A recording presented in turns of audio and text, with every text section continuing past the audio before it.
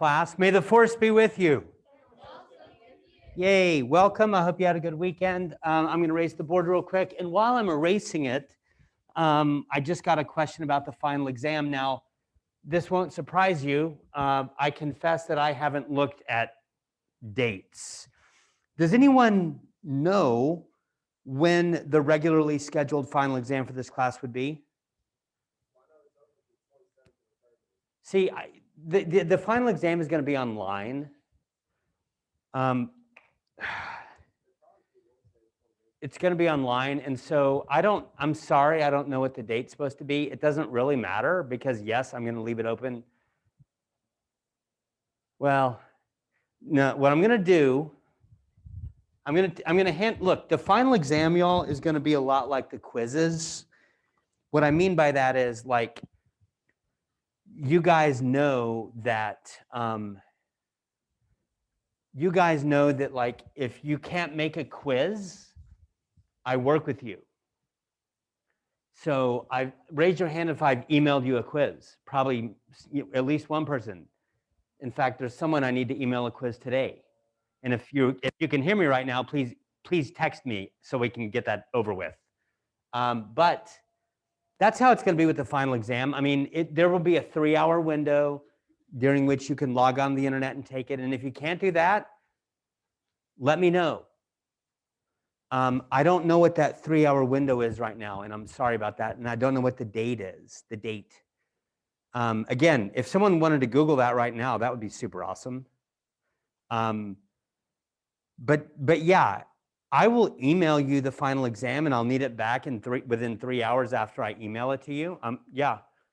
And you need to have a real reason. You need to have a real reason why you can't take it during the 3-hour window, right? Because you just need to have a real reason, okay? Because look, let's be real. Let's be real. Like, I am a kind and merciful professor who works with my students, but I mean, I don't want you to cheat. I don't want you to cheat. So it's not like I'm going to say, hey, take it any old time. I want you to take it during the window during which it's scheduled. And if you can't, let me know and I'll email it to you, but I'm going to need it back from you within a 3-hour window of when I send it. Okay? Any questions about that? I'm sorry that I don't have the date. By the way, next Wednesday, a week from this Wednesday, is the last class day. We will have some kind of a final exam review on that day, and I'm going to give you the questions. Okay? So, yeah. Yes, ma'am. Okay.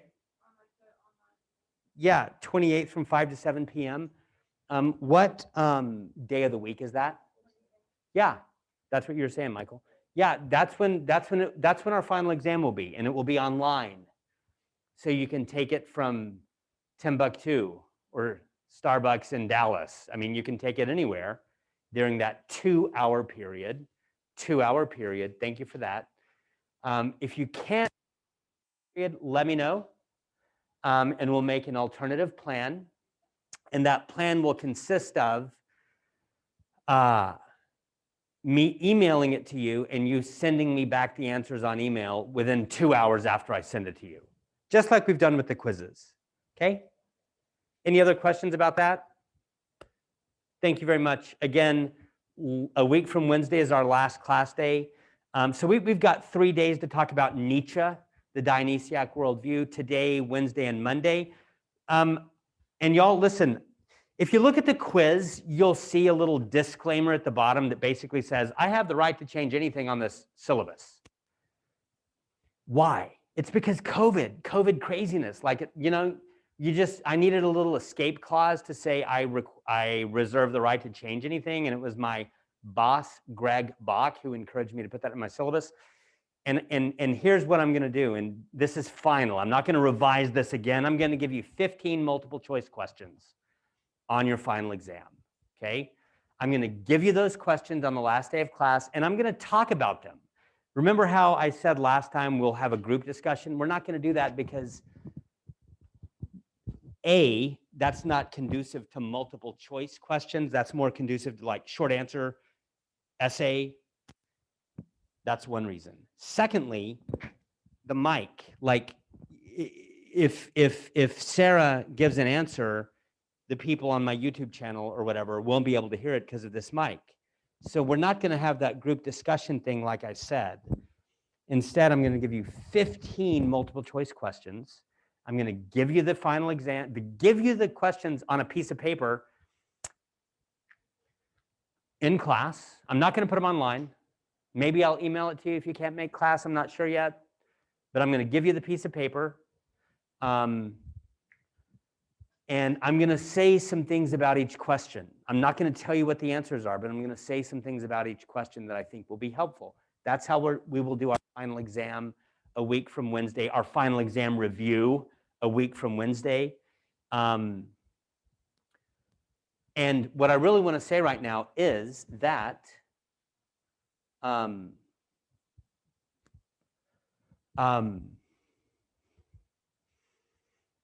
we're going to talk about Nietzsche today, Wednesday, and Monday. And I'm going to put 5 of the 15 questions on the final exam are going to cover Nietzsche. 5 of the 15 questions on the final exam are going to cover Nietzsche, okay? And I'm going to tell you what those questions are, and I'm going to say a few words about the questions. I'm not going to give you the answers, but be warned, 5 of the 15 questions are going to be on Nietzsche. And we've been talking about Nietzsche for a couple of classes already. We watched a documentary about Nietzsche, and we're going to talk about him for 3 more class periods beginning today, focusing on the Dionysiac worldview, okay? Now, before I tell you how we're going to handle this class today, does anyone have any other comments, questions? And I'm not so much looking for like housekeeping stuff about final exams, more like Nietzsche. What did you think of that documentary? Did you learn anything? Like, I don't know, raise your hand if you like Aristotle better than Nietzsche. Okay, 1, 2. Raise your hand if you like Nietzsche better than Aristotle. I would expect a lot of hands to go up. What if you don't really know? I'm not going to ask what if you don't care, because it'll break my heart. But yeah, good. Does anyone have any thoughts about that documentary that we watched?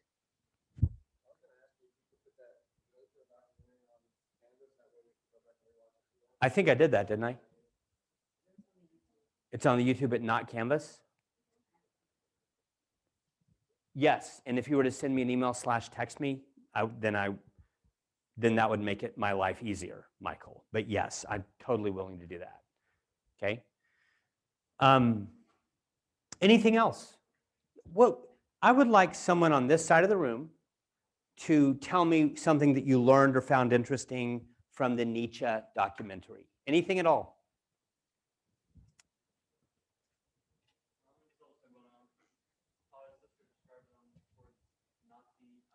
Yeah. Yeah. Well, and I think the interesting thing is that he wasn't a Nazi, or I mean, not as much as his sister made him out to be. Yeah. So I mean, I guess what I'm saying, Jagger, is to me the interesting thing isn't that a philosopher would be a Nazi. It's that even though he was styled that way, and Hitler swallowed that and drunk that Kool-Aid and presented Nietzsche as a Nazi. Hitler did.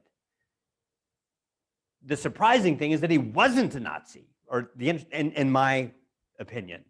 By the way, I don't remember, I think it was, yeah, feel free to correct me if I'm wrong based on a Google search, but I'm fairly certain that, I know for a fact that Hitler had Nietzsche's Thus Spake Zarathustra printed and distributed to the soldiers, the Nazi soldiers. And I want to say that it was the second, back then people read a lot more than they do today. Today we're kind of stupid because iPhones, video games, etc. But back then people actually read stuff, and I don't remember if the Bible was the most common book that the Nazi soldiers were reading, or Thus Spake Zarathustra. But like Thus Spake Zarathustra, aka a text that Nietzsche wrote, was distributed to the Nazi soldiers. So Hitler drunk Elizabeth's Kool-Aid. Elizabeth was his sister, Nietzsche's sister. But was he a Nazi? No. I mean, what is some of his philosophy? Are some of his ideas nihilistic and potentially violent and predatory? Yes. In my opinion. Yes. In my opinion. Good. How about someone on this side of the room? Oh, there's only 4 of you. Sorry. Anything that you found interesting from the Nietzsche documentary? It could be, doesn't have to be profound.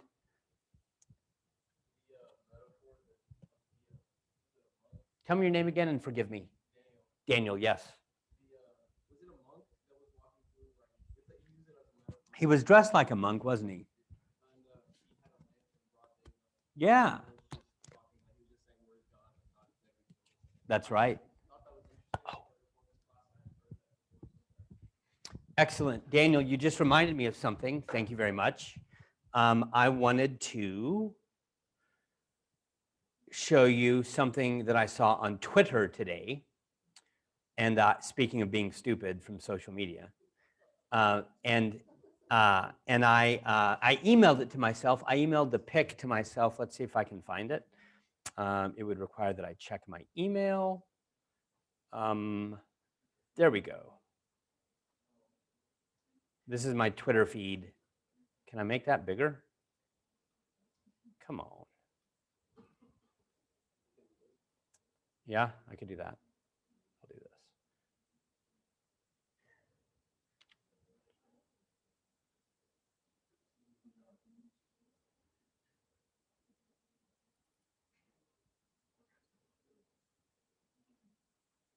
Look at this. This is my friend Philip Gonzalez. He teaches philosophy in Ireland. But look at this quote. Can you see it? The West has, this is a quote. This is a quotation by Dostoevsky. Now, we haven't talked about Dostoevsky in this class, and we don't have time to. But Dostoevsky was a Christian. He was Eastern Orthodox. He loved Jesus. Okay? And he said, this quotation is almost the same thing that Nietzsche is saying. The West has lost Christ, and that is why it is dying. That is the only reason, period. By the way, 1879, this would have been a few years before Nietzsche said God is dead. But remember what I said about Nietzsche's statement, God is dead, which after all is in a fictional book.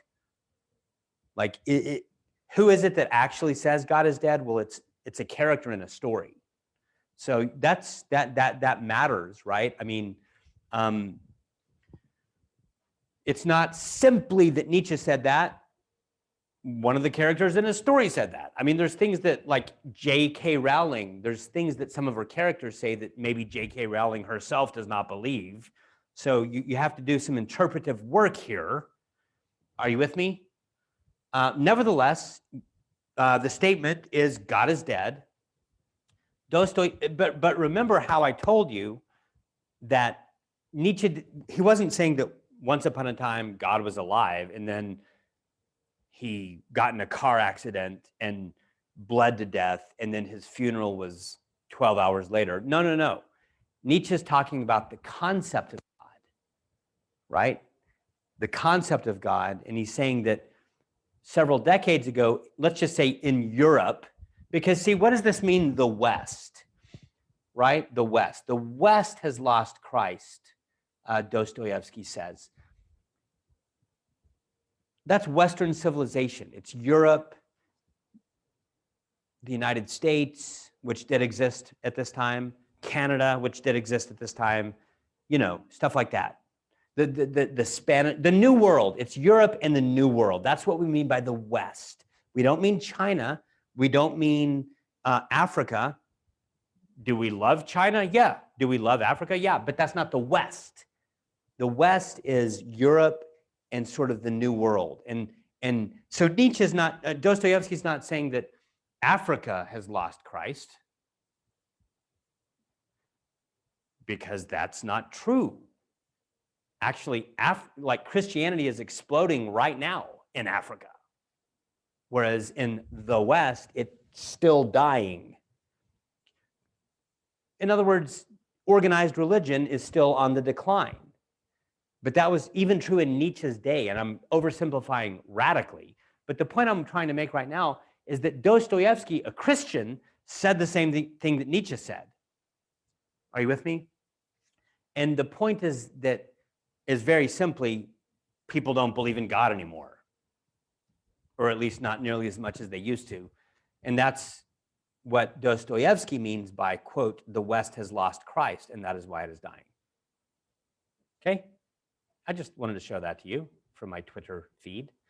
Yeah, and so y'all, I'm a little bit embarrassed about what we're gonna do today because we're gonna watch another video, and it's a video of me. I'm sorry, like it's really embarrassing, but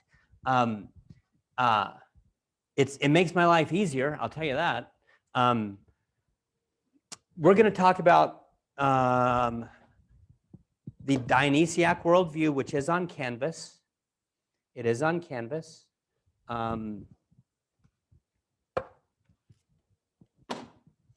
It's in this book, The Birth of Tragedy. This is published by Cambridge University Press. This is just my favorite translation. The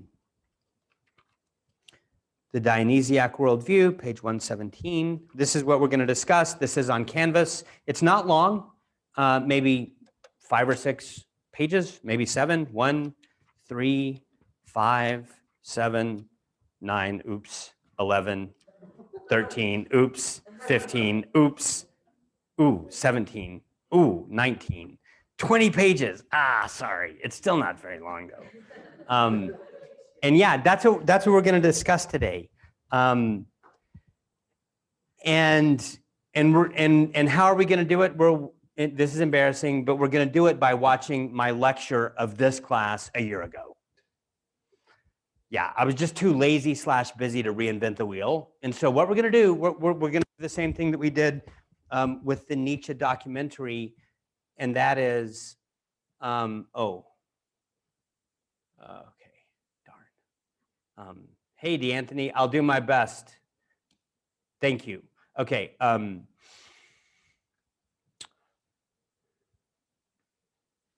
Well, we're going to do the same thing as we did with the Nietzsche documentary. Namely, we're going to watch it for 10 minutes. So if you are watching this YouTube video on my YouTube channel, this is where I feel like I'm in a time machine right now. But if you are watching this video on my YouTube channel, I want you to go to the documentary, the video below, and watch the first 10 minutes, except you're going to start at the 19-minute and 58-second mark. The 19-minute and 58-second mark. Start there. Let's just say the 20-minute mark. Watch 10 minutes, hit pause, and then I'm going to talk. Okay? That's how we're going to do this. Yeah. It's not though, because I'm gonna pause recording. See that, Michael? So yeah. Yeah. But it is weird, I admit. Yep, okay, here we go. So we're gonna watch 10 minutes of this video, and then I'm gonna make notes on the board, and we're gonna stop and discuss it, okay? Oh, I'm wearing the same shirt, yes. Believe me, I have done very little clothing shopping in the last year, as you probably have as well. Those glasses were destroyed in the ice apocalypse. These glasses I lost them in the ice apocalypse. I like slipped or something. Okay, here we go. So now I'm gonna pause recording, and we're gonna watch this 10 minutes till the 30-minute mark, and I'm going to make notes on the marker board. Okay? Oh wow! Thank you very much, students. If you're watching on my YouTube channel, you should have paused it on the 30-minute mark. But I want to talk about some things that Nietzsche said, or that I said about Nietzsche, from the 20-minute mark to the 30-minute mark. And I made some notes on the board. First off, this business about periodization. I think we talked about this in this class some, but you've got the ancient world, the medieval world, the modern world, okay? Now, what thinker that we read about is in the ancient world? Can someone raise your hand and tell me? Yes, Yes, ma'am, Rachel. Aristotle. Is there another one, Sarah? Yes, yes. Is there another one?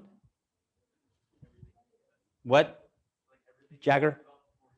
Yeah, yeah, I think that's right. I think that's right. So Plato would be in the ancient world. Socrates, Parmenides, good. We watched a little video about Homer, didn't we? A little video of the Greek gods, and that's also the ancient world. Now, see this arrow right here, this arrow between ancient and modern? What is the main thing that happens between the ancient world and the modern world? Christianity, right. Hopefully, whenever I talked about this, I used the word incarnation, this idea that the Logos, John chapter 1, the Logos became flesh. What's the opposite of Logos, by the way? Mythos. Very good. Yeah, this idea that the Logos became flesh, historically that's called the incarnation, the idea that God, the second person of the Trinity, became a human being, became a rational animal. I know we've talked about that. Sarah, did you want to say something? Ancient, medieval. Did I misspeak? I do that a lot. Thank you. Thank you. Yeah, the difference between the ancient world on the one hand and the medieval world on the other is the advent or the development or the emergence of Christianity, aka you might say the gospel, you might say the incarnation. Now again, I don't care if you believe that stuff. I mean, I do, but not in my role as a philosophy professor at a secular university. I don't care if you believe that stuff, but I want you to know that people have believed it. It's kind of like Nietzsche's point, God is dead, right? Like Nietzsche's talking about the concept of God. Well, what I'm talking about right now is the concept of the incarnation. It is a concept that people held that changed the world, okay? And that's what I want you to know about. And yeah, it is the main difference between the ancient world and the medieval world. And we haven't read a medieval thinker in this class. It's an intro class. We don't have time. But we've talked about Thomas Aquinas. He would be a great example of a medieval thinker. Also, St. Augustine. Some people think of Augustine as a medieval thinker. Others sort of associate him more with the ancient world. But you've got the ancient world, the medieval world, and then the modern world, Descartes. Yeah. Descartes is one of the main people who ushered in the modern world. I mean, I think that that's a very broad but also accurate way to say it. And Nietzsche, I think, is a representative of the postmodern world or postmodernity. Now, why would I say that? Why is Nietzsche different from Descartes? Well, first off, Descartes was all about certainty, right? He's like, if I can't be certain of something, I'm not going to believe it. And so he's looking for this indubitable foundation. By the way, what is his indubitable foundation? Anyone remember? Anyone remember? What's the thing that he says, I can't doubt it? Now, there's more than one way of saying it. Ashley. Yes, I think, therefore I am. We call that the cogito, the I think, cogito ergo sum. Now, thought thinking itself, you're not wrong, and I'm so glad that you said that phrase, but that's Aristotle. Aristotle's the one, remember, Aristotle, one of his names for God is thought thinking itself. Yeah, but you're not wrong. I mean, Descartes takes something that was in God's mind and puts it in the human mind. Yeah. But I want you to associate that phrase, thought thinking itself, not with Descartes, but with Aristotle. Because it's one of his names for God. And that will be on a final exam, by the way. Yeah. So anyway, that's a little bit about this issue of periodization. Aphorism. We've talked about genre and writing style in this class. So for example, we talked about how Aristotle is a more systematic writer than Plato is, right? Plato's more about story and dialogue and stuff like that. That's about genre or writing style. Are you with me? Well, Nietzsche's writing style is aphoristic. What's an aphorism? An aphorism is like a short ditty. Like, I don't know, a stitch in time saves 9. Ever heard that? I don't know. But And aphorisms are very short, memorable statements. Like there's a book of the Bible called the Proverbs. Let me see if I can think of one. Oh, well, here's one. The Beatles made it famous.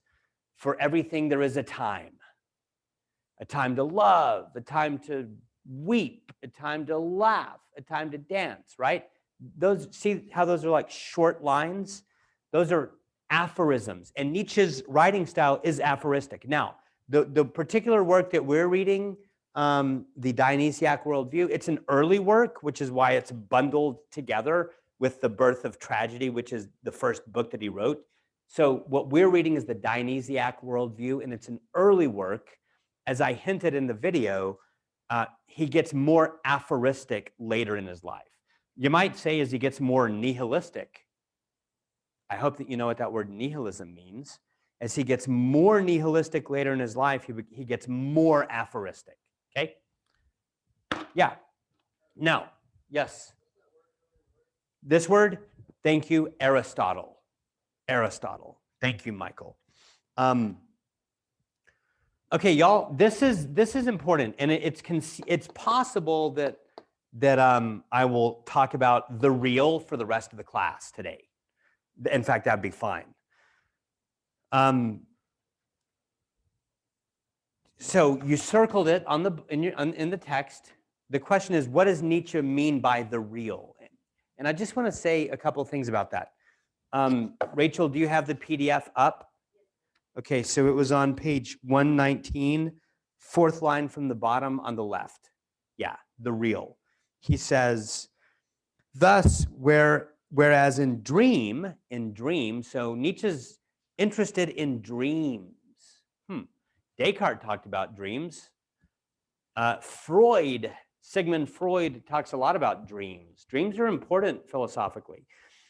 Thus, whereas in dream, the individual human plays with the real, the art of the image maker, in the wider sense, is playing with dream. We're going to talk about that. It's a fascinating sentence. It's as if he's saying that the dreamer is sort of working on reality, but the artist is working on the dream. That's kind of interesting. I think that's very interesting.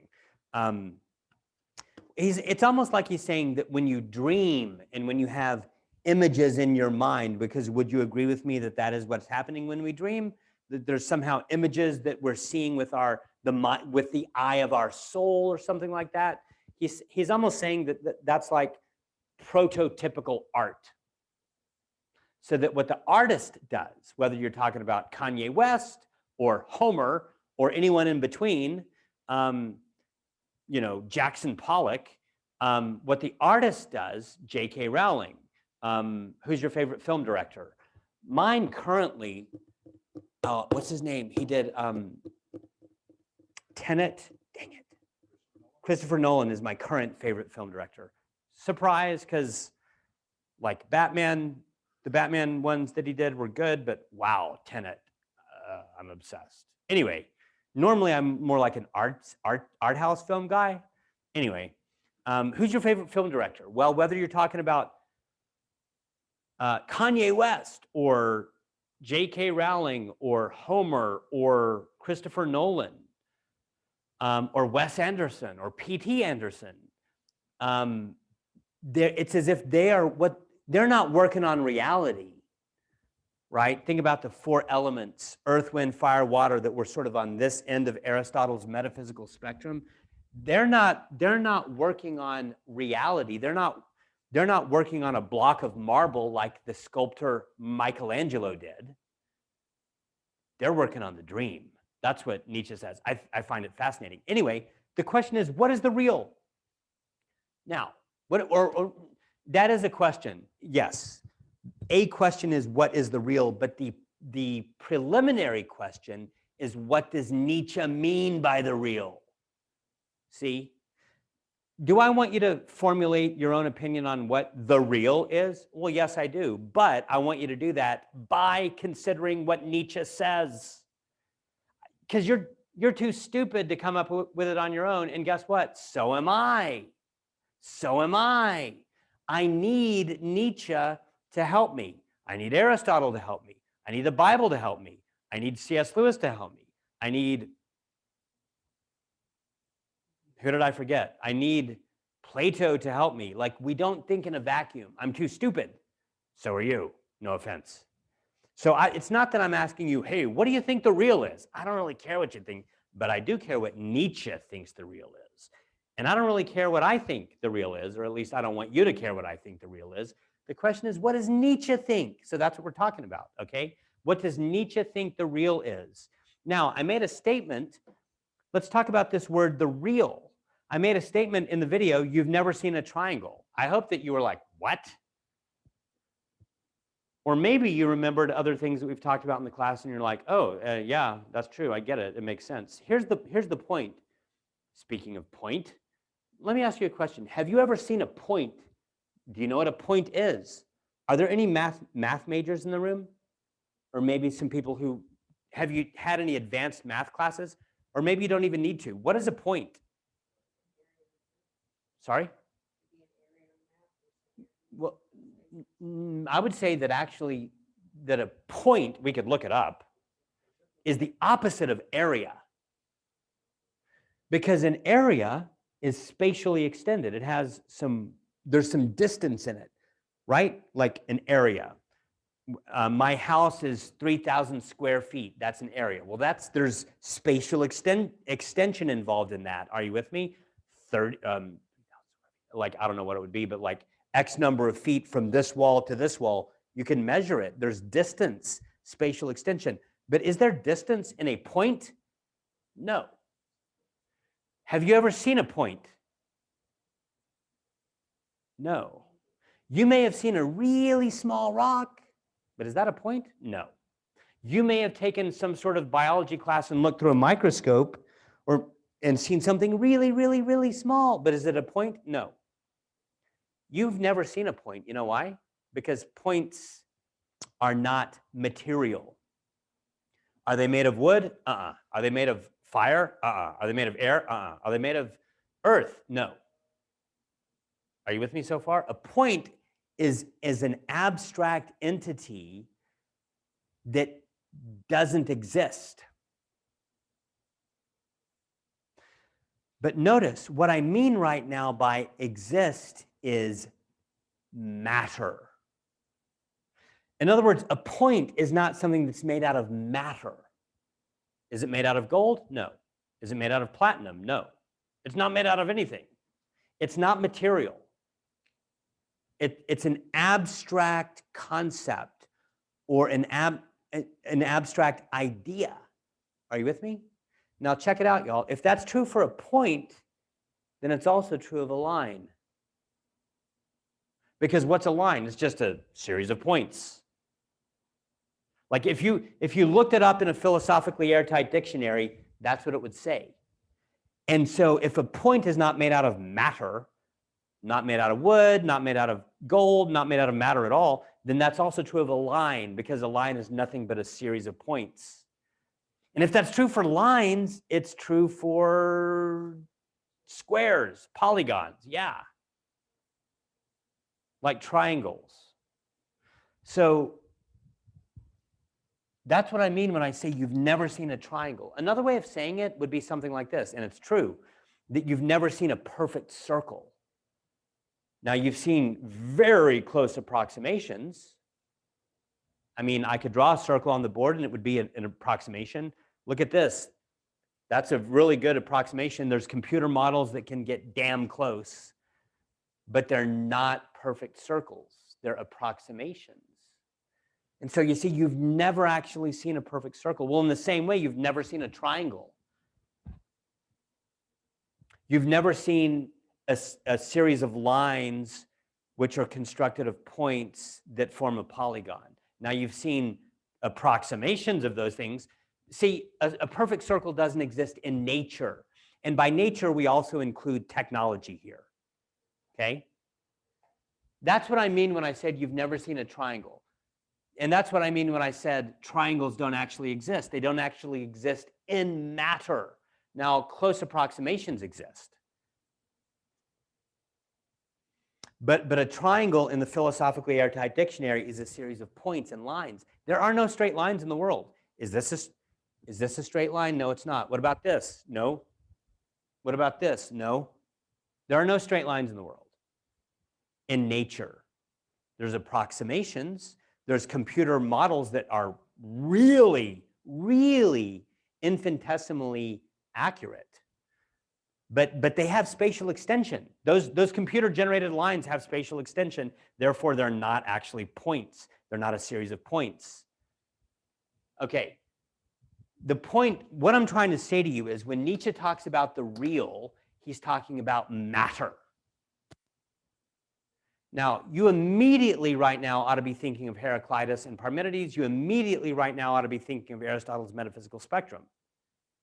Because what's on this end of the spectrum? Matter. Or what's on this end of the spectrum? Matter. What's on this end of the spectrum? Form. Who do we associate with form? Parmenides. Who do we associate with matter? Heraclitus. We're going to come back to him in a moment. But before I hit play again, and I am going to hit play, we're going to watch 10 more minutes. But before I do that, I just want to register the fact that the word real or reality comes from the Latin word res, R-E-S, which is a material thing. It is a material thing. And I just want to remind you of the way that Aristotle talks about things in the world. Because remember, y'all, Parmenides doesn't think that MacBooks exist. Whack a non-being. MacBooks have parts, right? And by the way, Heraclitus doesn't think MacBooks exist, or acorns, or oak trees, or masks, or chairs, because the world is just flux. Like the sandcastles on the beach, remember, they pop up, they go away in the time lapse. So neither Parmenides nor Heraclitus thinks that things in the world are real, whether you're talking about magnolia trees, hair follicles, or whatever. But Aristotle does. Now, am I saying that Aristotle is a good guy and these other people are bad guys? No, I'm not saying that. But Aristotle does. Aristotle says things in the world do exist. They are composite unities. This will be on a final exam. They are composite unities of form and matter. I always go like this, like a lichen. Did I talk about lichens? What is a lichen? It's a symbiotic unity of fungus and algae, and they need each other like yin yang. They go together. If you lose the fungus, guess what? You lose the algae. The algae cannot live without the fungus and vice versa. They're symbiotically related, like yin yang. And that's how it is with Aristotle's thinking, and he is a dialectical thinker. So he's taking Parmenides and Heraclitus and marrying them. I guess he believed in gay marriage. I don't know. But he marries them, and he says, look at anything in the world, a water bottle, an apple, a banana. It's got matter. By the way, do modern scientists agree with that? Yeah, they do. We have the periodic table elements, not the 4 elements from Empedocles, but like 130 something. And we can analyze the banana and be like, yep, carbon, check, blah, blah, blah, check. Like, yes, we do believe that that bananas are made of matter. But Aristotle says matter alone wouldn't work because prime matter, like, it's just a blob. You can't even see it for reasons that I don't have time to go into right now. Watch a previous video. Matter alone is not enough. You need form. Form. And Aristotle, he says, okay, Heraclitus, I'll take your matter, and okay, Parmenides, I'll take your form, and I'm going to put them together. And so the things in the world, like bananas and water bottles, are composite unities of form and matter. That's going to be on your final exam. So Aristotle thinks that things in the world do exist. Parmenides and Heraclitus, they don't. Buddhists don't. So it's not crazy. These are real issues. Okay? Now, what I'm trying to say right now, though, and I'm gonna stop talking because I say it in the video. Nietzsche's a Heraclitus guy. That's what I'm trying to say. But before I hit play, just remember that the word real, the English word real, comes from the Latin res, which does, look, it's a Latin word. Do people today speak Latin? No, they don't. So we're talking about a pre-modern concept, res. It's a pre-modern concept. Are you with me? And I'm just telling you that what the people who spoke Latin thought that a res was is a composite unity of form and matter. But it involves matter. And they thought that they really existed, res. So when Nietzsche talks about reality, he's actually talking about matter or material objects. Does he believe in form? No, he doesn't. Neither did Heraclitus. We'll talk about that later. For now, remember, he's a Heraclitus guy, okay? And if someone could get the lights, that would be awesome. I'm going to pause recording.